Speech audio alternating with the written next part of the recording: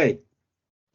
Well, hello everybody. I'm delighted to be able to speak to you only for a matter of minutes, basically to say thank you for everything that you're doing and the Oxfordshire Roads Action Alliance is doing, and trying to make sense of this increasingly complicated and bizarre world we now live in, especially in England, where we have transport policy and climate change policy and public health policy all kind of contradicting each other.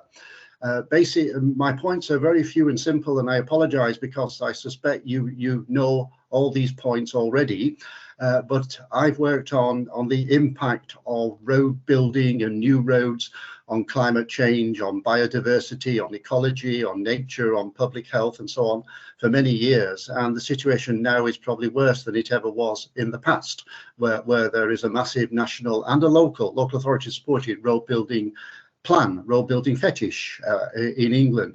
Oxfordshire is very interesting indeed, and I was absolutely delighted when at some date in September I got a press release saying Oxfordshire has a new approach to transport planning, and this new approach will call for a reduction of more than half in car trips in the county by 2040. Now, I still treasure that press release. It's very interesting, but all the interrelated highway schemes that I've seen in the HIF1, if that's the correct acronym, in Oxfordshire, are of course pointing in the opposite direction. So my main point, which is very simple, is that Oxfordshire County Council, in line with many other local authorities in England, is pursuing totally contradictory policies, where the highway construction, road building plans are undermining, contradicting and frustrating climate change policy. That's a very important point.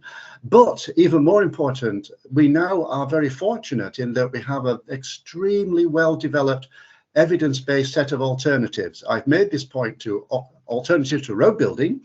I've made this point to Oxfordshire County Council in a presentation back in March this year.